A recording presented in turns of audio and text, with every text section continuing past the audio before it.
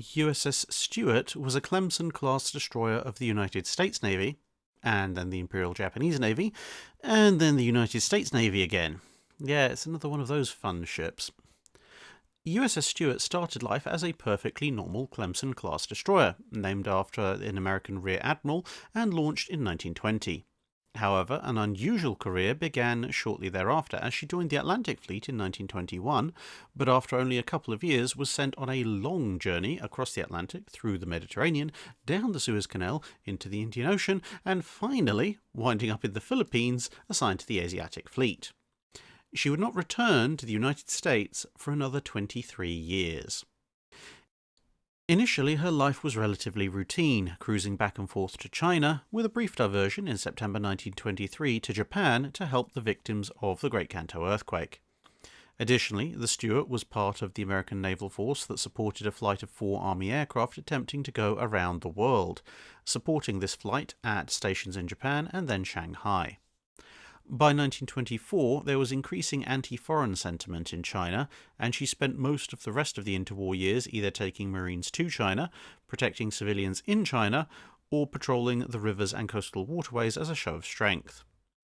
After war broke out between China and Japan, she would guard American interests in the area before war broke out in Europe, at which point she was recalled to the Philippines for a refit. As it looked more and more like America would be drawn into the war, she was ordered, along with most of the Asiatic Fleet, to the Dutch East Indies. When America entered the Second World War, Stewart initially took up escort duty alongside the cruisers Boise and Marblehead, but as 1942 dawned, the latter ship and Stewart set out to attack Japanese forces, but Marblehead was badly damaged by aircraft and forced to retreat. Thereafter, Stewart joined the ABDA command and appeared to regain a streak of luck, avoiding a reef that had made a Dutch destroyer run aground, and then dodging numerous air attacks. Unfortunately, that luck ran out at the Battle of Badong Strait, where she was hit repeatedly by Japanese destroyers who exploited their early war advantage in night fighting to devastating effect. She lost her boats, torpedo racks, and galley, and it was lucky the torpedoes didn't explode, as that kind of hit had doomed many other ships. However, it was a hit to the stern below the waterline that did the most damage, opening up several major leaks.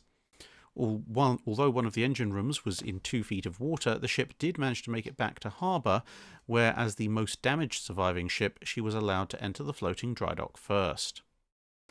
Her run of bad luck didn't end there, though. She wasn't properly supported in the dock, and as it rose, the ship fell over on its side, causing further hull damage and bending her drive shafts. With the Japanese advancing, there was nothing that could be done, and between a Japanese bomb hit, demolition charges, and scuttling the dry dock, she was considered well and truly gone. Shortly thereafter, an Edsall-class destroyer escort was given the name, and the ship was stricken from the Navy Register. But it doesn't end there. Over a year later, American pilots began talking about an American warship operating deep behind enemy lines. Although the funnel arrangement was odd, the ship was definitely flush-deck destroyer type. As it turned out, a year after her sinking, the Stewart had been raised by the Japanese and commissioned into the Imperial Japanese Navy as patrol boat number 102. Now armed with a pair of 3-inch guns, she was used as an escort, operating with the submarine hunter CD-22, which sank the famous and successful submarine USS Harder.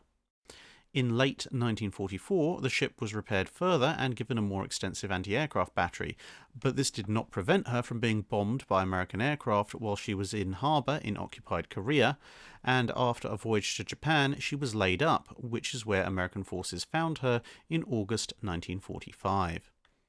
Since her name had been passed to another ship, she could not simply be brought back into service with her original title. And so instead, in October 1945, she was recommissioned back into the US Navy using her serial number, DD-224. Returning home, the engines finally stopped working somewhere near Guam, and she would arrive off the California coast in March 1946 under tow. She was then decommissioned and used as a target for aircraft. But even then, she proved very difficult to put down. 18 rockets and several thousand rounds of machine gun ammunition later, and she was still afloat. Eventually, a barrage of 40mm and 3-inch shells would send her to a final resting place at the bottom of the ocean. That's it for this video. Thanks for watching. If you have a comment or suggestion for a ship to review, let us know in the comments below. Don't forget to comment on the pinned post for dry dock questions.